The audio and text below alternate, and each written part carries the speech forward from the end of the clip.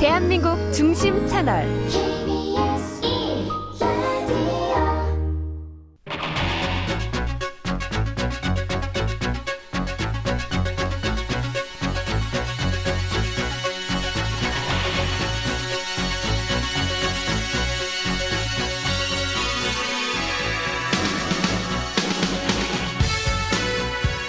안녕하십니까. 성기영의 경제쇼 플러스 아나운서 성기영입니다. 온라인 쇼핑이 일상화되면서 이커머스 시장은 그야말로 전쟁터가 됐습니다. 최근에는 초저가 상품으로 국내 시장을 파고드는 중국 이커머스 업체들의 기세가 무서울 정도인데요.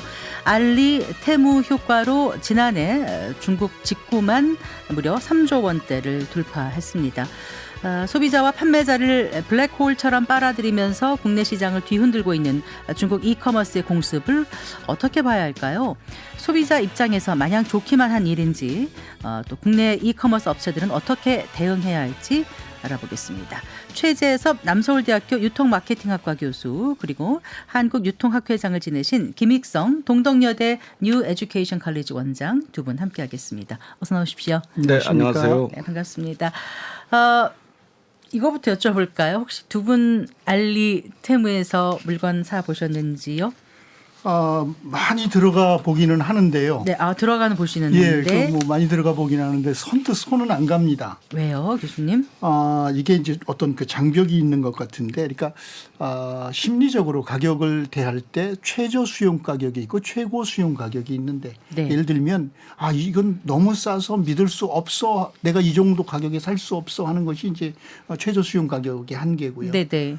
이 정도까지는 줄 수 있다. 이게 최고 수용 가격인데요. 예를 들면 뭐 생수를 한 병 사면 생수는 3,000원 넘으면 살 수 없다. 그러면 최고 수용 가격이 3,000원. 네. 그다음에 생수가 뭐 200원까지는 내가 믿고 살 수 있어. 그러면 최저 수용 가격이 200원. 그런데 아마 저희들 상태에서 가서 물건을 보면 최저 수용 가격 이하의 가격 너무 싸니까 선뜻 사지지가 않는 거예요. 그러니까 물이 200원 미치면 이게 진짜 제대로 된 물일까 이런 생각을 한다는 그러니까 말씀이신 사람에 거죠? 따라 수준은 좀 다르지만 네. 그러니까 이 얘기는 무슨 얘기냐면 지금 알리 테무에서 거래되고 있는 상품들 중에 상당수가 기성세대들이 볼 때는 최저 수용 가격 이하로도 내려가 있어서 좀 거부감이 있는데, 그런데 젊은 사람들 입장에서 봤을 때는 그런 장벽이 없기 때문에 네. 일단 한번 구입하기 시작을 하면 본물 터진 것처럼 구입을 하게 되고 또 그게 뭐 중독처럼 즐기게 되고 이런 현상이 있는 것 같습니다. 교수님이시니까 최저 수용 가격, 최고 수용 가격 생각하시면서 살까 말까 고민하시는 건가요? 우리 김익성 원장님께서는 어떻게 사 보셨어요? 저는 뭐 유통 을 전담하는 교수로서 네. 당연히 들어가 봐야 되겠다는 뭐 어떻게 보면 의무감도 있고 궁금해서 들어가 봤는데 네. 저는 너무 놀랐습니다. 일단 초저가의 가격에 놀랬고 네. 그 다양한 마케팅 기법 또 우리를 갖다 홀리는 여러 가지 동기유연적인 여러 가지 기법들에 대해서 상당 부분 동의하는 면도 있고 네. 이런 새로운 이 고객 유인 방법들이 앞으로 우리 시장에 엄청난 타격을 줄 수 있겠구나 하는 생각도 했고요. 네. 또 하나는 특히 이제 그 알리가 이 신선식품 하는 거 이건 너무나 큰 충격이었습니다. 네, 그래서 네. 계속 뭐 여기에 대해서 좀 더 논의하겠지만 결국 이 중국의 이커머스 업체들의 새로운 예를 들어서 인공지능과 빅데이터 기술을 결합한 기술과 혁신력이 네. 결국 우리나라 시장을 그냥 보고 있지 않았구나 하는 예상이 맞았다는 생각까지도 하게 되었고요. 그리고 실제 사서 네. 써보니까 나쁘지 않았습니다. 뭐 사보셨어요? 여쭤봐도 저는 돼요? 신발 사봤어요. 얼마 저 들어요? 5,000원에서부터 12,000원까지 사봤는데 여러 켤레 사셨군요. 둘 다 써봤는데 네. 나쁘지 않았습니다. 운동화예요? 구두? 운동화와 구두도 다 같이 사봤어요. 그게 12,000원대까지 가능하다고요? 예, 근데 이제 제가 보니까 네.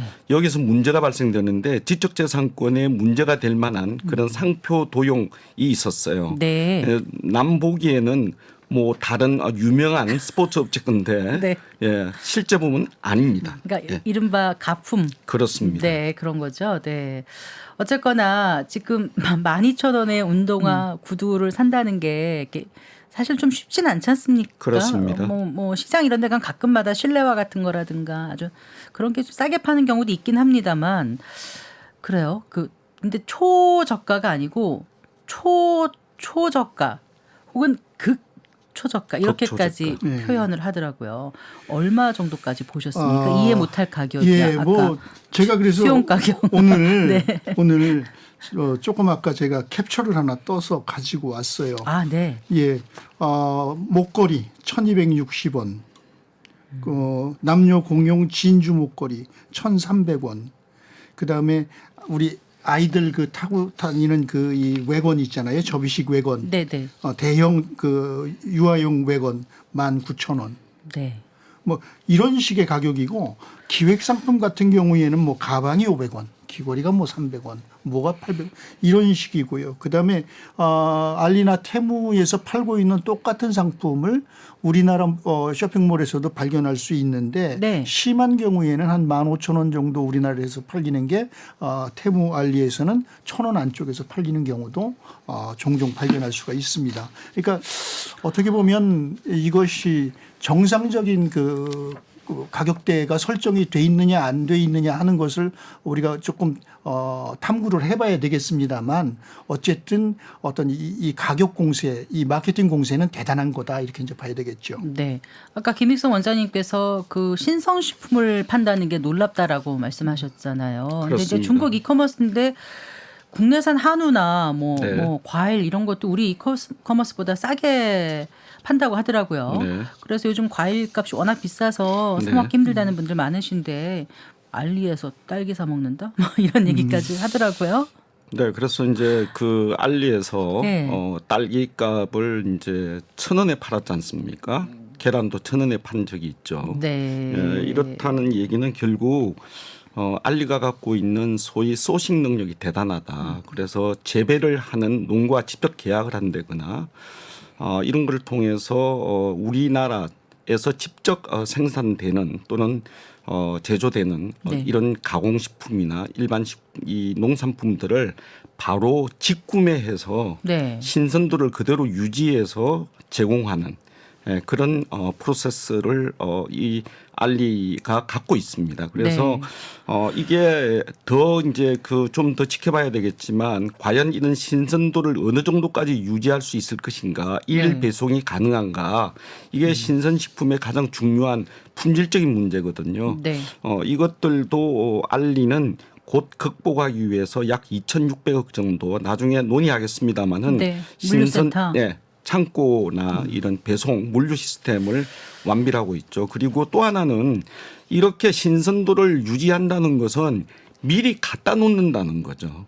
예, 이쪽 동네는 이 소비자들은 주로 이걸 언제 먹어? 그럼 그걸 미리 창고에 갖다 놓습니다. 요걸 네. 이제 우리가 전문 용어로 풀필먼트 시스템이라고 그래요. 풀필먼트. 네, 그렇습니다. 네. 그래서 미리 갖다 놓고 이제 드디어 주문하네. 그럼 바로 배송해 주는. 그래서 신선도를 유지하는. 그래서 가격과 신선도, 품질을 잡는 이런 전략을 하고 있습니다.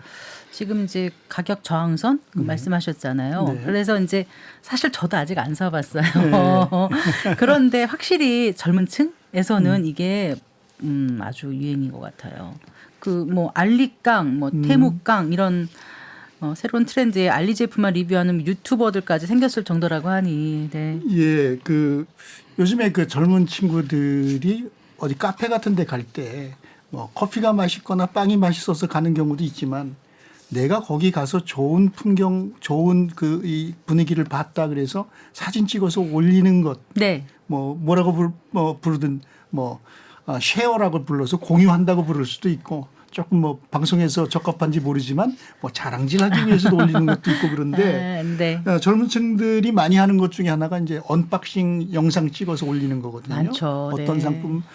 그런데 그동안은 명품이나 사치품이나 이런 것들을 언박싱해서 유튜브나 인스타그램에 올려서 자랑하는 것이 일종의 밈이었는데 네.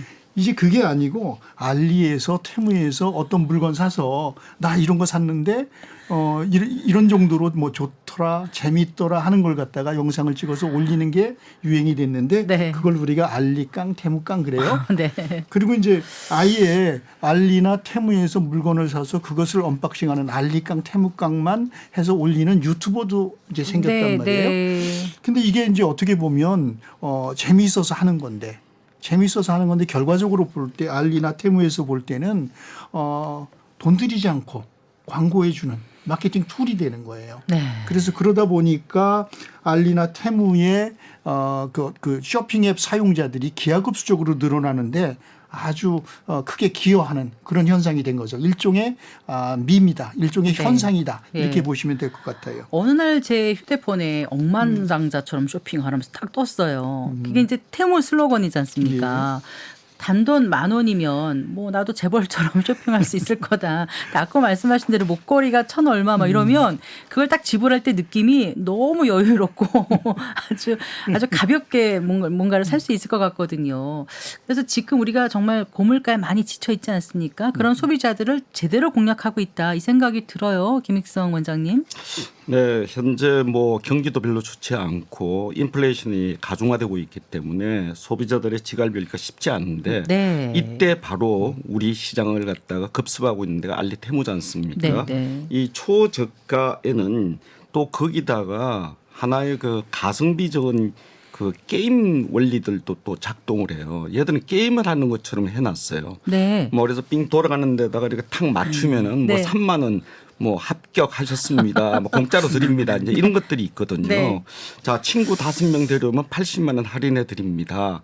이런 여러 가지 재미있고 누군가 접근하면서 관계성을 인식할 수 있고 아까 말씀하신 대로 다른 사람들과 같이 여러 가지 이제 네트워크를 형성해 가는 네. 그런 소비를 할 수 있는 그런 특별한 마케팅 기법을 쓰고 있고요. 네. 또 말씀하신 대로 유튜버들이라든가 이런 유명인들을 갖다가 좀 활용해서 네. 그들의 동기를 갖다 끌어들이는 방법도 있고 네. 또 카카오페이를 활용하고 있어요. 그래서 쉽게 페이를 할 수 있고 90일 내에는 무조건 반품 가능합니다. 그리고 신속하게 5일 만에 대충 배송을 해준다는 것이죠. 그러니까요. 그래서 여러 가지로 소비자들이 접근하기 쉽게 해놨는데 제가 여기서 하나 중요한 거는 왜 그럼 우리 한국 사람들이 여기에 되게 흥분할까. 저는 국민의 여러 가지 정서를 얘들이 저격했다고 보는데요.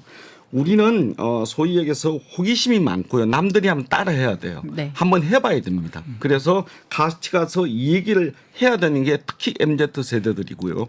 또 우리 세대들은 아직까지도 심벌 효과가 있어요. 네. 나 이런 거 갖고 다녀. 아유 머리 아파. 롤렉스 가짜네. 뭐 이런 게 있잖아요. 어머 교수님, 네, 네. 원장님. 자, 이런 식의 소위 얘기해서 뭔가 남들보다 앞서가야 된다는 그런 강박관념을 갖고 있다는 거죠.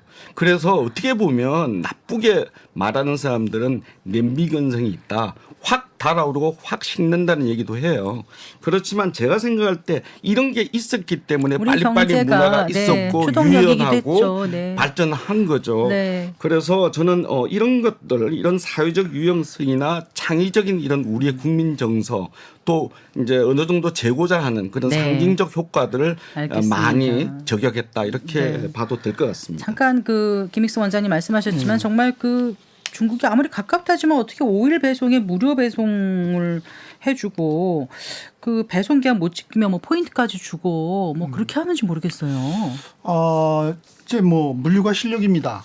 네. 뭐 잠깐 뭐 그 초창기 전자상거래 시대의 이야기를 하면 그동안 그 오프라인에서 물건 팔고 그것을 갖다가 뭐 배달해주고 또는 이런 것들이 있다가 네. 온라인으로 배송이 가능하니까 그래서 미국 같은 경우에 크리스마스 시즌에 그냥 우리가 주문 받아서 주문 받는 거 그냥 배송해 줄게 이렇게 시작을 했었습니다.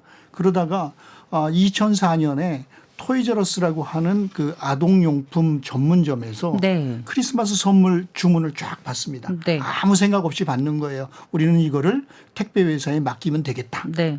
그랬는데 택배 회사들이 주문을 받다 보니까 자기네들 그 역량의 또 그 캐파를 넘어가는 거예요. 그래서 어느 순간에 이 이상은 우리가 주문을 못 받겠다고 얘기를 하는데 네. 근데 토이즈러스라는 회사는 이미 오버해서 주문을 받아놓은 거예요. 네. 그래서 배송을 못 합니다. 네. 그래서 배송 못한 것에 대해서 한 건당 $100씩 물어주면서 아 물류가 중요하구나 하는 걸 이제 알게 돼요. 네. 근데 초기에 우리 직구도 그랬습니다. 직구 우리가 중국으로 상품을 주문을 하게 되면 하나하나가 개별적으로 배송이 돼서 날라왔어요. 당연히 시간이 많이 걸립니다. 파손도 많이 됩니다. 비용도 많이 들고요.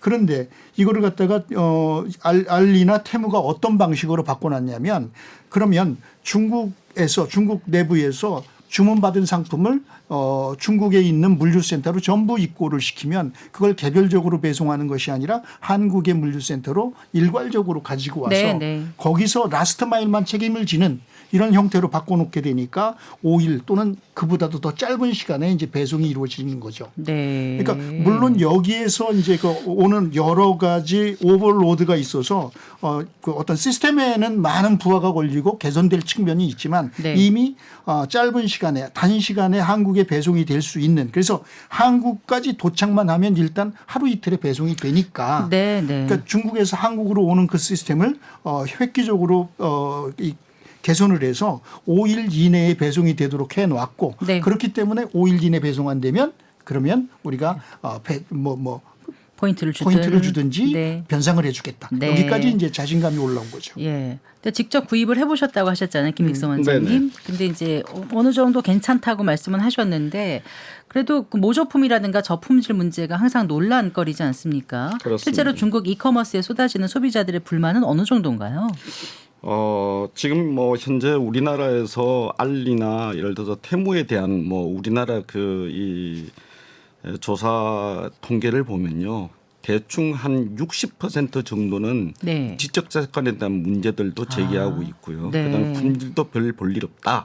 이런 식으로 상당히 이 낮은 평가를 많이 하고 있는 게 사실입니다. 네, 네. 거기는 제가 볼 때 중국에 대한 여러 가지 이 제품뿐만 아니고 그런 정치적 영향력이나 이런 것들로 다 같이 통합돼서 오는 그런 하나의 현상이 아닌가 싶은 생각이 들어요. 그렇지만 제가 생각할 때 아까 말씀드린 듯이 알리나 테무가 네.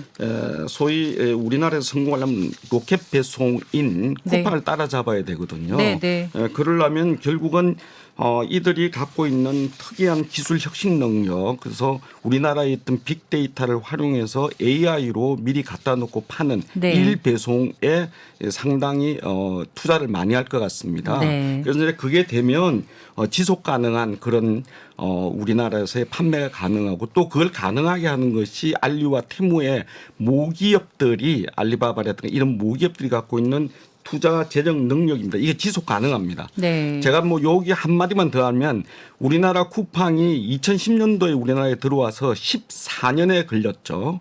완벽하게 수익을 내는데 2023년도에 수익을 내기 시작했습니다. 네. 그럼 13년 걸렸는데 얘들은 쿠팡에 다 해놓은 소위 코로나의 극복하는 과정에 있어서 온라인 학습을 우리가 다 해놨단 말이죠. 네. 그러니까 그 학습된 그런 효과를 그대로 이용하면서 일 배송을 하게 되면 앉아서 돈을 번다고 얘들은 판단을 했고 그게 네. 소위 얘기해서 빅데이터 통해서 검증이 된 거예요. 그걸 네. 다 확인해보고 온 것이라서 앞으로 이런 이 새로운 어떤 생태 환경, 특히 네. 물류 배송에 대한 요것만 자기들이 경쟁력으로 갖고 있게 된다면 한국 시장은 점령할 수 있다는 그런 생각을 갖고 들어와서 실질적으로 지금 나름대로 했던 성공적인 어떤 징후들을 많이 보이고 있는 것이죠. 네.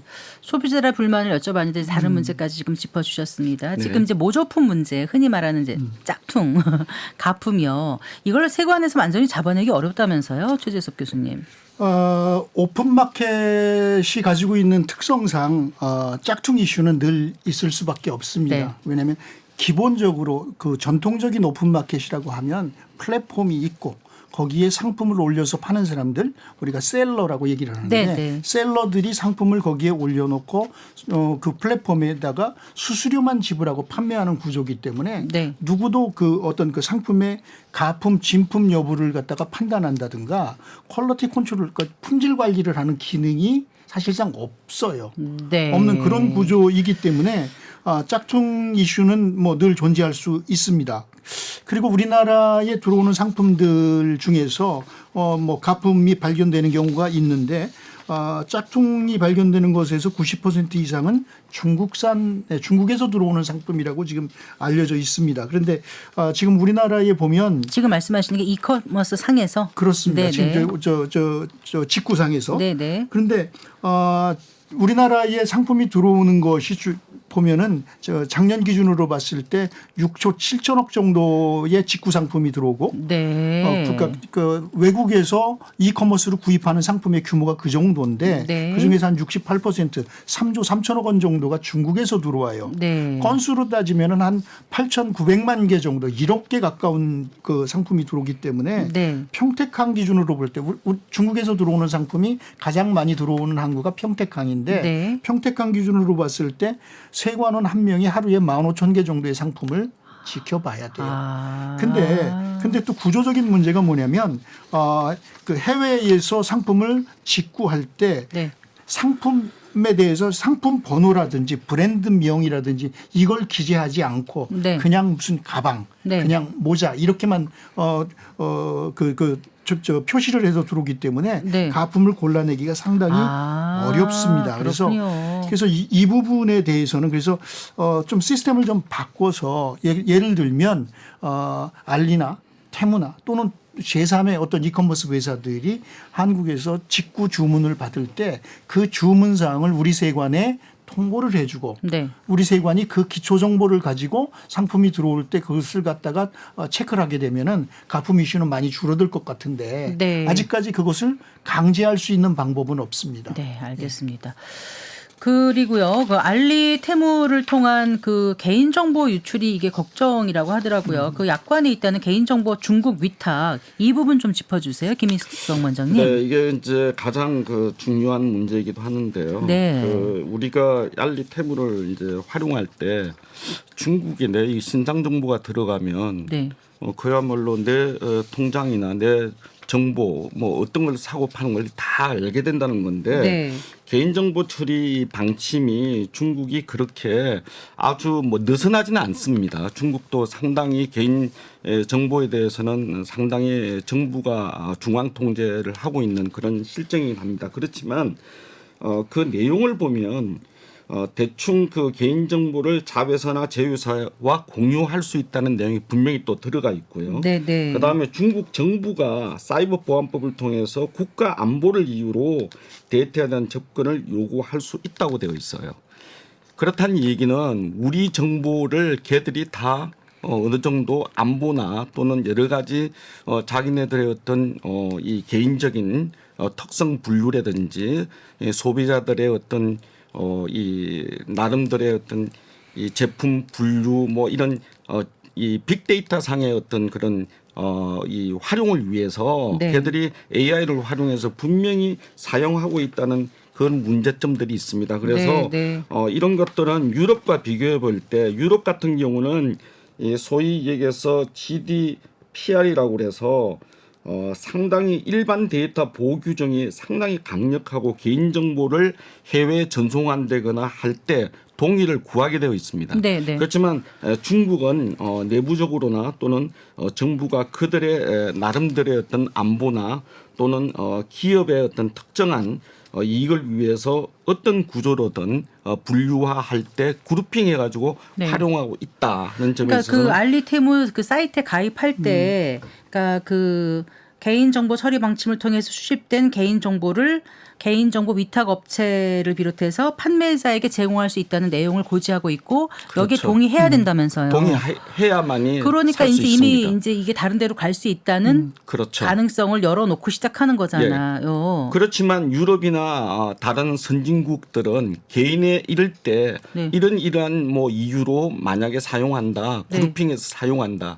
김익성이라고 하지는 않지만 네. 김씨인데 뭐 몇십 대, 네. 몇 대, 뭐 이제 연령별로 이렇게 구분을 합니다. 네. 그렇게 할 때도 사용에 대해 동의하느냐는 이런 정보들이 올 수가 있어요. 근데 제가 볼 때 중국에서는 아직까지 그런 것들에 대해서는 정확히 정보 제공이 없다고 보시면 되겠습니다. 네, 어떤 뉴스를 봤는데 그 테무에서 물건을 사고 나니까 뭐 국제 전화가 왔다. 그렇죠. 그래서 그런 정말 얘기, 그 정보 유출되는 거 아닌가 좀 걱정이 되고 네. 이 부분은 좀 짚어야 될 것 같아요. 최재석 교수님. 기본적으로 이게 네. 중국의 시스템이 예. 중국 기업과 컨택이 돼서 정보가 그쪽으로 들어가면 그거는 자동적으로 중국 정부가 원하면 네. 중국 정부가 가지고 활용할 수 있도록 되어 있는 시스템입니다. 네.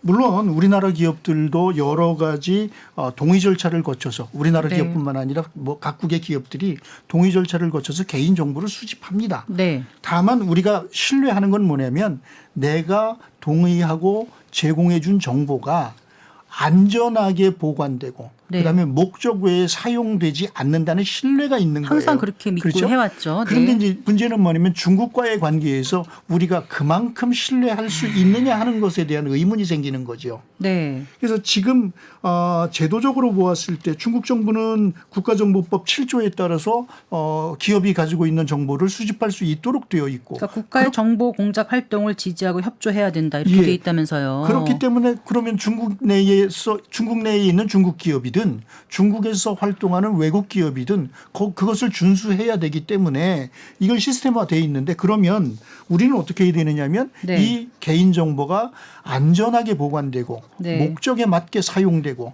그다음에 사용된 것은 이렇게 사용했다고 그 정보 소유자에게 고지되고 하는 이런 시스템들을 갖다가 중국 정부하고 만들어 놔야 되는 겁니다. 그리고 이게 단순히 개인정보 유출의 문제를 넘어서서 네. 이 국가 차원의 사이버 보안 위협 이런 것도 있는 거 아니에요? 네, 그래서 이 부분은 참 그런데 이거를 갖다가 개별 기업이나 네. 개인이 해결할 수 있는 문제는 아니에요. 그러니까요. 그러니까 여기서 이제 지금 이제 상당히 좀 취약한 부분들이긴 한데 어떤 국가와 국가 간의 협정, 조약, 협상 이런 것들을 통해서 이것이 보장이 되어야 되지 않겠는가.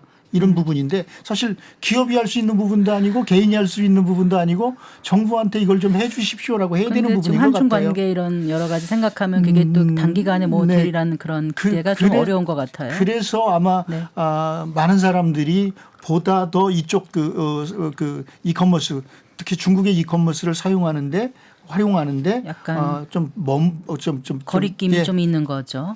좀 망설이게 만드는 그런 것이 아닌가 싶어요. 네. 예. 네, 오늘 성기영의 경제쇼 플러스에서는 김익성 동덕여대 뉴 에듀케이션 컬리지 원장 그리고 최재섭 남서울대학교 유통마케팅학과 교수와 함께 최근 중국 이커머스의 초저가 전략에 대해서 얘기 나눠보고 있습니다. 잠시 후에 계속해서 이어갈게요.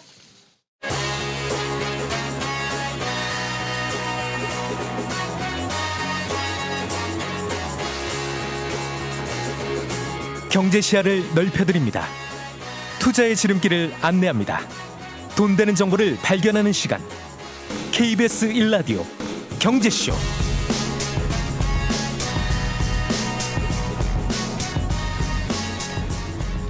네, 그 최재석 교수님, 그 아까 말씀하셨죠, 그 네. 중국 이커머스가 어느 정도 우리 시장을 점유하고 있다고 하셨죠? 일단 우리나라에 들어오는 직구 시장, 그러니까 우리 소비자들이 외국 이 플랫폼에서 물건을 사는 것들의 68%는 중국 업체로부터 사고 있다. 네. 그런데 알리가 우리나라에 들어온 지가 몇 년이 됐지만 본격적으로 영업을 시작한 거는 얼마 되지 않았고 네. 테무는 작년에 들어왔고 그러니까요. 그래서 명쾌하게 우리나라 시장의 몇 퍼센트를 차지하고 있다고 말씀드리기는 좀 어렵겠으나 네. 우리가 시장 점유율을 유추해 볼 수 있는 지표 중에 하나가 쇼핑 앱의 사용자 수가 어느 정도 되느냐 하는 걸 가지고 우리가 이제 보게 되는데요. 네, 네. 우리나라에서 쇼핑 앱 부동의 1위는 뭐 쿠팡입니다. 그런데 2위, 4위 뭐 이런 것들이 알리익스프레스, 테무 이런 회사들이고요. 그 규모가 합쳐지면 거의 쿠팡에 맞먹을 정도가 되기 때문에 네. 우리나라에서 이커머스 시장에서 상당한 점유율을 하고 있다. 시장 점유율을 가지고 있다. 이렇게 이제 보시면 되겠습니다. 네, 이러니 우리 이커머스 기업들 입장에서는 이러다 뭐 중국한테 다 뺏기는 거 아니야 이렇게 좀 비상일 것 같아요. 그런데 그 김익성 원장님. 네네. 그 중국 이커머스들이 우리 기업에 비해서 이렇게 초저가를 유지할 수 있는 배경이 있을 거 아니에요. 그렇습니다. 아무리 장사꾼이란 표현은 좀 그렇지만 장사하는 사람들이 절대 안 남는다, 밑주급한다 이렇게 하는 거 다 거짓말이 3대 거짓말 중에 하나라고 하지 않습니까? 네네. 이거 밑주급하는 건지 그리고 남급하는 건지 진짜 궁금하거든요. 어떻게 이렇게 싸게 팔 수 있어요? 네, 중국은 우리가 상상할 수 없을 정도로 세계의 공장으로서 네. 세계 최대 제조업 기지입니다. 네. 그러니까 오랫동안 그런 이제 제조 생산에 있어서의 혁신을 계속해서 이루어왔고 또 대규모 생산 능력을 통해서 규모의 경제를 실현하고 있다 이렇게 보실 수 있겠습니다. 그래서 이 공급망을 최적화하고 네. 통합하는 그런 능력이 매우 뛰어납니다. 네. 그리고 또 하나는 직접 공급망을 관리해서 직접 제조업체로부터 구매해가지고 바로 소비자들한테 전달하는 이런 시스템들을 네. 빅데이터를 활용해서 나름대로 제대로 신속하게 배송해주는 이런 시스템들도 갖고 있어요. 왜냐하면 워낙 땅덩이가 크다 보니까 네, 네. 오프라인보다는 온라인이 훨씬 더 발전하게 될 수밖에 없었고 거기에 많은 기술과 경영 관리 능력들이 같이 믹싱되면서 이제 나름대로 발전했다는 것이 있을 수 있고요. 네. 또 하나는 이런 물류 배송 시스템을 결국은 비용을 줄일 수 있었다는 거죠. 거기에서 결국은요. 그 다음은 저렴한 노동력입니다. 13억 인구에서 약 9억 천 인구, 약 한 65%가 이 소위 노동 인구입니다. 네. 그러니까 엄청나게 싸게 소위 노동 비용을 그래도 우리와 비교했을 때는 상대적으로 적다 이렇게 볼 수 있고요. 그 다음에는 더 중요한 것은 정부의 적극적인 지원입니다. 얘들은 세금이라든지 보조금, 인프라 구축 지원에서 정부가 나서서 모든 걸 해주고요. 특히 해외 나가는 거에 대해서도 엄청난 지원을 하고 있습니다. 그렇군요. 네네. 네. 그러니까 이런 것들이 이제 제가 볼 때는 이렇게 초저가로 할 수 있는 하나의 또 이들이 성공할 수 있는 저는 원인이 됐다고 보고요. 특히 그 알리익스프레스와 테무가 세계적인 그 이 배송 인프라도 잘 이용하고 있는데 그 하나가 바로 국제 유엔에서 하고 있는 만국 우편 연합의 우편 체계를 활용하고 있습니다. 그래서 윤가 그거요. 그렇습니다. 네, 네. 예, 그게 한국보다도 얘들은 더 싸게 이용할 수 있는 그런 이점을 갖고 있어요. 안에 내용을 다 얘기할 수는 없지만 네. 우리보다 더 싸게 얘들은 배송할 수 있는 그런 강점을 갖고 있다. 네. 그 다음에 또 우리가 주는 강점도 있습니다. 어떤 예를 거죠? 들어서 뭐 관세가 없다든가 150불 이하로는. 네. 예, 그다음 워낙 물건이 대규모로 들어오니까 컨트롤이 안 돼요. KC 인정이라든가 그게 우리나라에서 약 한 70개 정도가 되는데 네, 네. 이것들을 다 컨트롤할 수가 없어요. 체크할 수 없다는 거죠.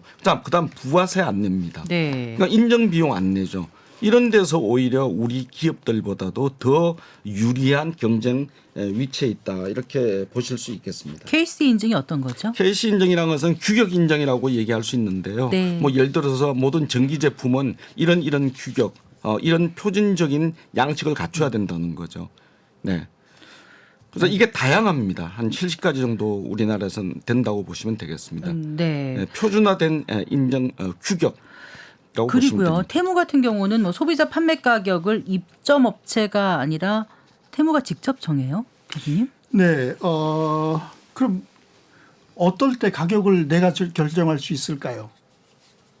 내 거명 결정할 수 있잖아요. 네. 자, 일반적으로 오픈마켓은 플랫폼에다가 셀러들이 상품을 올려놓는다고 말씀을 네. 드렸습니다. 그리고 내 상품 갖다 놓고 얼마에 팔고 그 판매된 가격의 몇 %를 수수료로 내지요. 네. 그 상품은 셀러의 상품입니다. 그러니까 네. 가격은 셀러가 매기는 거예요. 네. 잘 팔리면 셀러도 이기고 못 팔렸을 때 발생하는 재고도 셀러가 책임을 집니다. 네. 그런데 만일에 재고나 이런 것들의 부담을 플랫폼이 지게 된다라고 하면 가격 결정권도 플랫폼이 할 수 있죠. 네. 그걸 우리나라에서 얘기할 땐 직매입이라고 얘기를 합니다. 네네. 자, 테무를 예를 들면 테무 같은 경우에 상품을 셀러가 가지고 갔을 때 그 가격 결정을 테무와 셀러가 서로 협의해서 그 안에 시스템은 있습니다만 몇 번의 협의를 통해서 가격을 결정을 합니다. 그래서 그 상품을 납품을 하면 그 이후에 마케팅, 유통, 판매, 해외 배송 등등등은 테무가 다 책임을 지는 거죠. 네. 테무가 그만큼의 재정 능력, 네. 어떤 그 이 자금력 이런 것들이 있기 때문에 초기에 시장을 압도하기 위해서 직매입까지 불사하면서 시장을 지배하려고 하는 것 같아요. 그래서 네. 그렇기 때문에 그것이 이제 가능한 거기 때문에 저는 일종의 기존에 우리가 가지고 있던 오픈 마켓에서 조금 변형된 비즈니스 모델을 지금 만들고 있는 게 아닌가 네. 이렇게 생각을 합니다. 그래서 네. 일종의 혁신적인 어떤 노력의 결과다 이렇게 이제 보고 있습니다. 그 CJ 제일제당 같은 경우는 이제 쿠팡과 그 수수료 문제로 갈등이 많았지 않았습니까? 네. 그러다 결국은 쿠팡 대신에 알리에 입점한 거죠. 네. 그 수수료 문제 때문에 한 건가요? 결국은? 그렇죠. 그렇죠. 네. 그래서 CJ가 쿠팡하고 햇반을 특히 이제 햇반에 대한 수수료 분쟁이 즉석밥, 있었고 네. 그래서 결국 결별을 했죠. 네. 결별을 하고 요즘에 그 플랫폼들이 이제 파워가 세다 보니까 제조업체들이 예. 스스로 자기들의 유통 채널을 만드는 데 관심이 많아요. 그래서 이제 자사몰이라는 걸 많이 만듭니다. 네. 자기 회사의 몰이다. 그래서 그렇게 자기 회사 상품을 자사몰을 통해서 판매하는 그 구조를 우리가 비즈니스 모델 이름을 D2C라고 얘기를 합니다. 네, 네. Direct to Consumers 이렇게 얘기하는데요. 네. 소비자에게 직접 한다.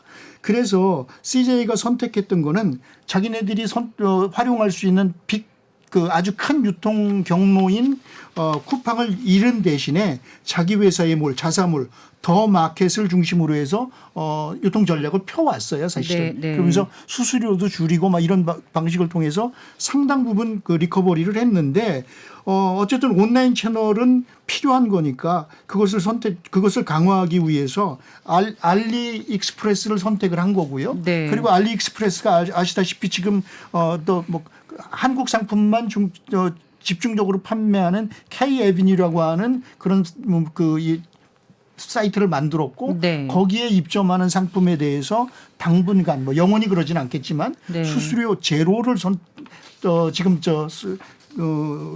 제공을 해주고 있거든요. 네. 그래서 지금 그 CJ는 그런 부분에서 수수료 제로 수수료의 혜택을 누리는 동시에 온라인 채널을 강화하기 위해서 알리와 손을 잡은 것이다 이렇게 이제 보여지죠. 네, 뭐 CJ 제일제당뿐만 아니라 다른 업체들의 입점도 이어지고 있어서 이게 국내 유통업계에 미칠 파장이 적지 않을 것 같은데 그런데 이 초저가를 펼치는 중국 이커머스의 그 속내가 궁금해요. 그러니까 네. 결국 이제 지금 중국 경제 성장이 이전만큼 막 성장을 거듭하는 건 아니지 않습니까? 그래서 그 재고가 좀 많이 쌓였을 거다. 그래서 그 재고를 우리나라뿐 아니라 세계 각국으로 푸는 건 아닌가 이런 얘기 하는데 어떻게 보세요, 교수님? 재고 영향 있겠죠. 네. 중국이 뭐 내수도 불황이고 그래서 뭐 재고가 좀 있을 것이다라고 이제 하는데 재고가 전부는 아닐 겁니다. 네. 재고가 풍부하다는 얘기는 뭐 유통업체 입장에서 봤을 때 상품 선택할 때 용이하고요. 그러니까 아무리 상품 많으니까 그 다음에 가격을 그때 소싱 가격도 줄여서 네. 저가를 유지하는데도 도움이 될 거라고 보는데 제가 생각할 때는 더 중요한 것, 더 의미 있는 것은 뭐냐면 중국의 이커머스 회사들이 전략적으로 출혈 경쟁을 지금 하고 있는 게 아닌가. 네. 왜냐하면 온라인 기업들의 특성은 위너 테이크스 올 승자 독식의 구조가 네. 있거든요. 누가 1위 업체가 되느냐 해서 1위 업체가 되면 온라인 사이트 온라인 안에서는 최저 가격이 정가입니다. 네. 그렇게 되니까 그걸 달성하기 위해서 지금 뭐 어떤 그 풍부한 자금력을 바탕으로 해서 전략적으로 출혈 경쟁을 하고 있는 것이다. 이렇게 이제 보고 있습니다. 그래서 물론 재고에 영향이 있습니다. 그렇지만 재고가 전부는 아니다. 이렇게 생각을 합니다. 네. 그 알리익스프레스는 이제 얼마죠? 그 1,000억인가를 투입해서 현재 초저가 물량 공세 중이고 그 앞으로 또 한국에 물류센터를 세우겠다고 하는데 이 면적이 또 어마어마하다고 하더라고요, 김익성 원장님.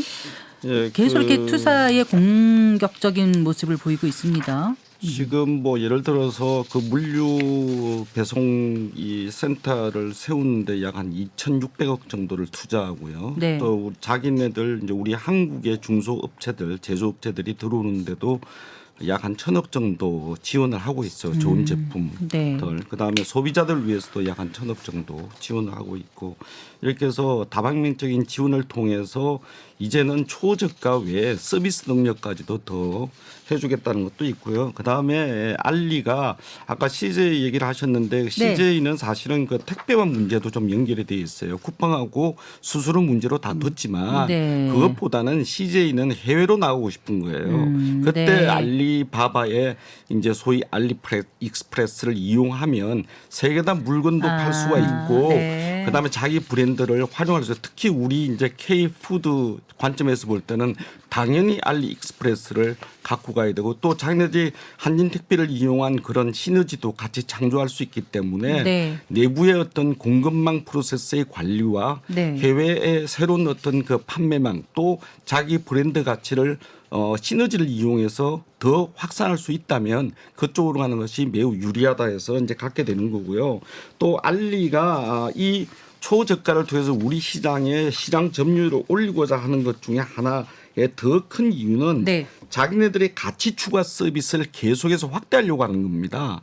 그래서 이제 음식도 이제 앞으로 쿠팡 이츠처럼 팔고 네. 그다음에 OTT 사업도 하고 앞으로 예를 들어서 유통이라는 것은 우리 몸으로 이야기하면 핏줄과 같은 거예요. 네. 영양분을 다 주면서 거기 있는 모든 영양이 어떻게 가고 어떻게 이 사람이 성장하는지를 보는 빅데이터를 갖고 있다 보니까 그런 데 대해서 모든 유통산업 생태계를 잡고 있으면은 다른 생태계까지도 영향을 미치고 그거를 장악할 수 있다는 이런 생태계 구축의 어떤 새로운 지평을 열어보겠다는 그것이 저는 장기적으로 있지 않나 하는 생각을 하고 네. 마지막으로 간단히 말씀드리면 알리와 테무는 관리력에 있어서 우리가 생각하는 뭐 이렇게 하면 못 들어올 것이다 이 정도 수준이 아닙니다. 상상을 불허해요. 규제한다고 해서 되는 게 아니에요. 걔들 능력을 좀 더 큰 차원에서 보셔야 됩니다. 걔들 모기업이 어떤 거를 보셔야 돼요. 네. 단순히 뭐 재고 정리 차원 이런 게 아니라 엄청난 어떤 전략을 갖고 지금 들어오는 거다. 그렇죠. 사실 예. 지금 물류센터 짓는 것도 왜 지금일까? 사실 조금 더 일찍 했어도 되는데 왜 지금일까? 그리고 왜 한국일까? 우리나라 그렇게 매력적인 건가? 이 얘기를 좀 해주세요.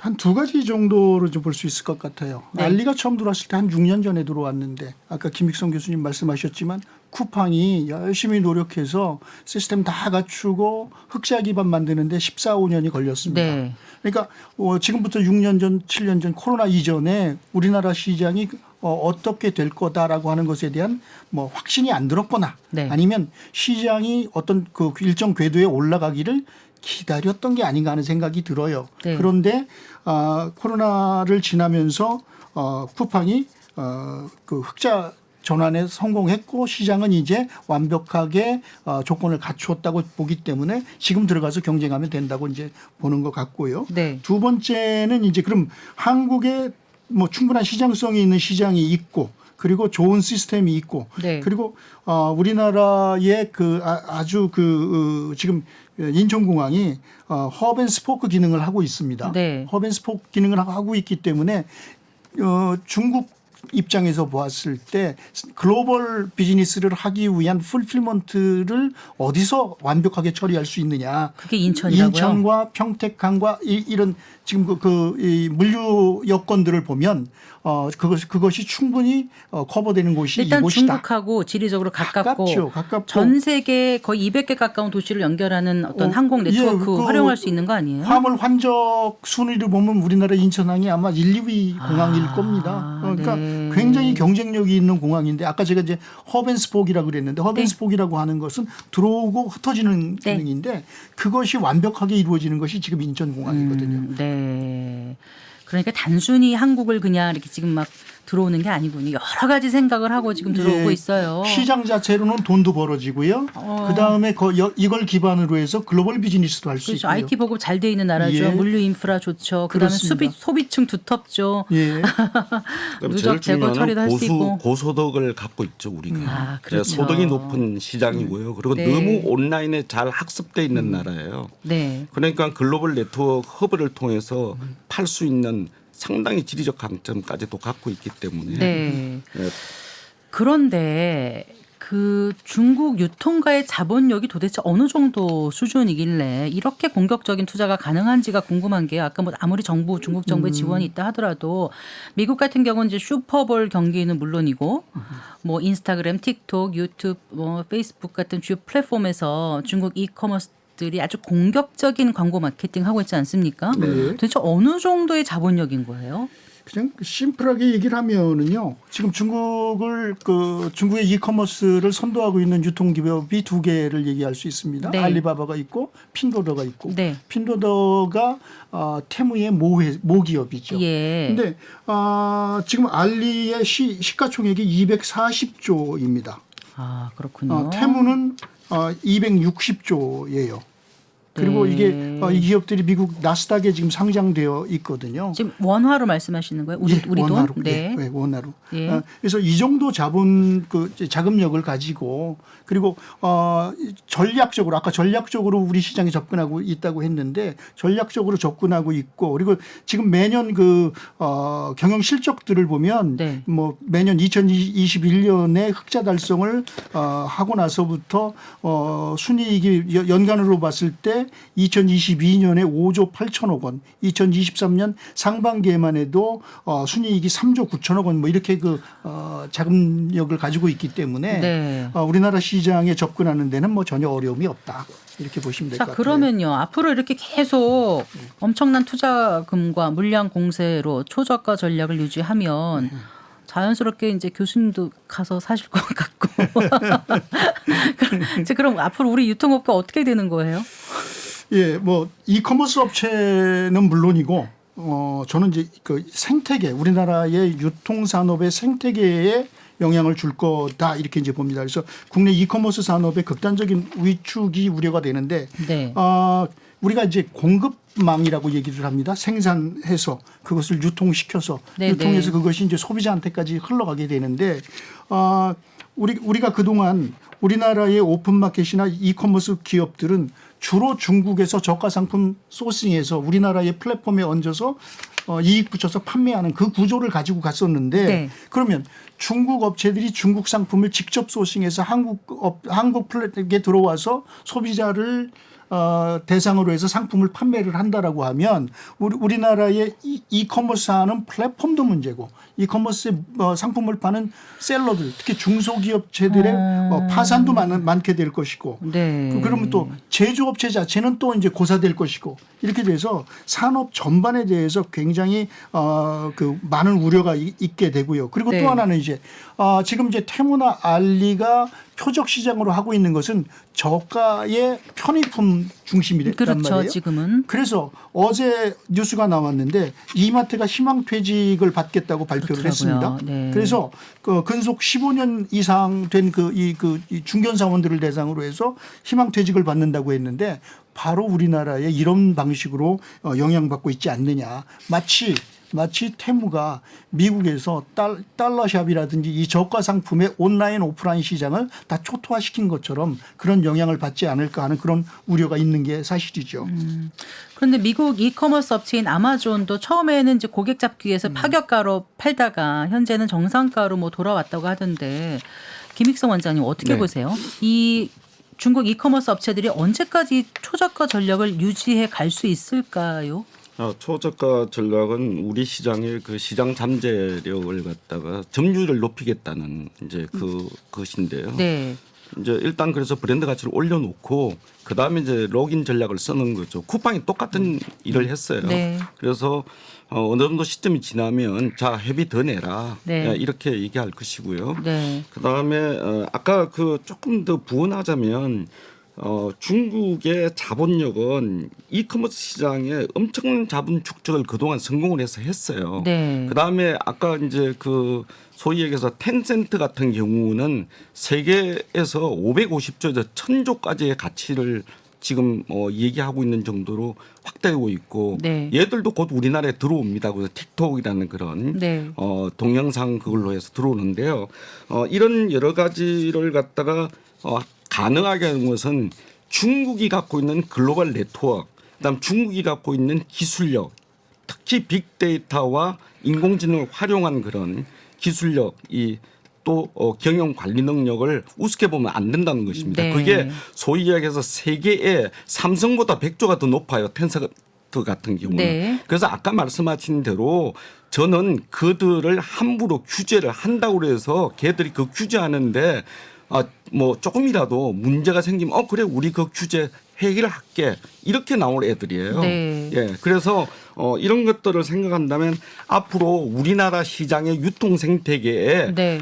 저는 뭐 우리나라 제조업체, 소상공인 업체, 그다음에 도매업체 다 힘들 것이다 이런 얘기하는데 실제 그렇게 어려울 것입니다. 그리고 그게 상당 부분 이 나름대로도 문을 닫는 그런 회사들이 늘어나겠지만 네. 근데 이것이 또 하나의 기회의 장이 될 수 있다. 왜? 우리는 거기에 같이 시너지를 활용한다면 얘들이 우리에 와서 우리가 거기다 물건을 올리고 우리가 같이 팔 수 있는 기회는 또 더 크게 생기는 거지 않습니까? 더 많은 글로벌 물류 네트워크를 갖고 있다면 그 사람들과 같이 동행해서 국제적인 협력을 통해서 더 팔 수 있는 기회는 우리는 있다. 왜? 우리나라는 하나도 지화자원이 안 나는 나라이기 때문에 이렇게 큰 대규모 기업들과 유통업체들과 해외로 나올 수 있다면 더 큰 기회가 저는 있다고 생각이 듭니다. 기회는 있다라고는 할 수는 있지만 네. 그 기회를 잘 활용하려면 어떻게 해야 되는지 그런 것도 좀 제언을 해주세요, 김육성 원장님. 예, 뭐 제일 중요한 거는 일단은 우리가 이 중국과의 규제를 많이 해가지고 하는 것보다는 그 규제에 예를 들어서 자율적 규제라든지 협력적 규제로 가야 된다는 거예요. 그래서 우리가 분명히 중국은 우리한테 엄청난 규제를 하고 있습니다. 정부 자체가. 네, 네. 특히 정보 데이터와 관련돼서 이런 문제들이 심각하기 때문에 우리 정부가 서로 바트제로 해서 네. 서로의 어떤 그런 협력 관계를 더 친화적으로 늘리는 그래서 규제 자체가 협력적 규제나 이런 식으로 가야 된다. 만약에 우리가 규제를 갖다가 심하게 했을 때 중국 정부도 당연히 더 큰 규제를 하게 될 것입니다. 그러면 우리는 중국이라는 큰 시장의 제품을 팔아야 되고 중국의 대유형 유통업체를 활용해서 해외에다 제품을 팔 수 있는 기회를 오히려 상실할 수 있다는 거죠. 네. 그런데 이제 우리 기업들이 오히려 역차별을 받는다 이런 문제도 있더라고요. 그런 문제는 어떻게 해결할 수 있을 것 같으세요, 교수님? 우리 기업들이 역차별을 받는다 이렇게 얘기 많이 합니다. 근데 그거는 지금 이제 우리 지금 아마 플랫폼 그 법 네. 관련해서 이제 뭐 네. 이야기를 하고 있는 것 같은데 좀 되돌아볼 필요가 좀 있습니다. 1996년에 우리나라 오프라인 유통시장이 네. 대외에 개방이 됐습니다.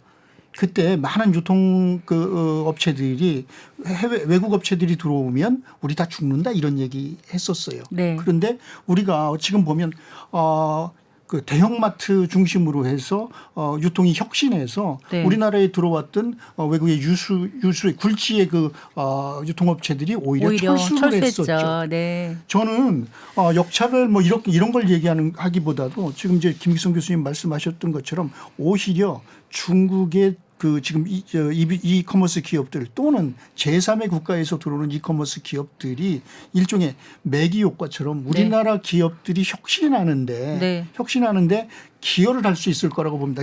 그런데 문제는 뭐냐면 지금 우리나라 이커머스 기업들이 이 상황에 대해서 대응하겠다고 이야기하는 것은 뭐 배송을 좀 어떻게 해보겠다든가 상품을 어떻게 해보겠다든가 이런 어떤 마케팅 전략의 일부만 가지고 얘기를 하는데 지금 말씀하신 것처럼 우리도 해외도 진출하고 네. 중국에도 진출하고 뭐 이런 방식을 통해서 새로운 비즈니스 모델 창출하고 이런 혁신의 계기를 만들어야 된다고 생각을 하고요. 네. 지금 말씀하신 것처럼 그들만 규제를 하거나 우리만 규제에서 빠져나오거나 이게 뭐 역차별이라거나 이거는 이제 글로벌 스탠다드에서 맞지 않습니다. 거대한 흐름은 이미 이제 완전히 바뀌어 있는 것 같아요. 그러니까 네. 거기에 올라타든지. 예. 근데 상호 호혜의 원칙은 주어져서 네. 예를 들어서 관세도 똑같이 해외와 똑같이 매기고 우리가 미국보다도 50불이 더 작아요. 뭐 그런 예를 들어서 그런 상호 호혜의 원칙은 그대로 준수해야 되고 그다음에 우리나라의 소비자들의 편의성과 윤리성이나 환경성 이런 것들에 대해서는 저는 규제해야 된다고 봅니다. 그게 하나의 글로벌 스탠다드라고 저는 판단이 되거든요. 네. 그 문제는 절대 양보해서는 안 된다고 저는 생각이 듭니다. 그래요. 저렴한 가격, 무료 배송까지 이커머스 시장의 재편이 전 세계적으로 피할 수 없는 어떤 큰 흐름이 된 것 같은데 우리 정부와 기업들 앞으로 어떻게 대비해야 될지 끝으로 우리 그 최재석 교수님 한 말씀 해주시고 마무리하겠습니다. 네. 네, 뭐 조금 아까 했던 이야기에 이제 결국은 이제 재판이 되는데 이 도도한 흐름을 돌이켜 세울 수 없습니다. 네. 그리고 사실 또 어떻게 보면 그동안 우리의 이커머스 기업들이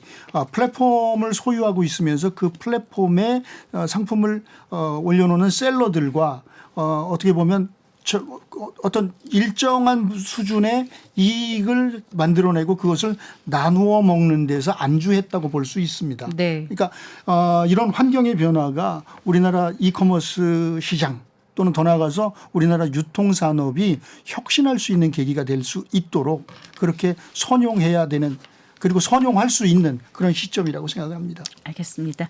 네, 오늘 두 분 말씀 잘 들었습니다. 감사합니다. 네, 감사합니다. 네, 김익성 동덕여대 뉴 에듀케이션 칼리지 원장 그리고 최재섭 남서울대학교 유통마케팅학과 교수와 함께했습니다.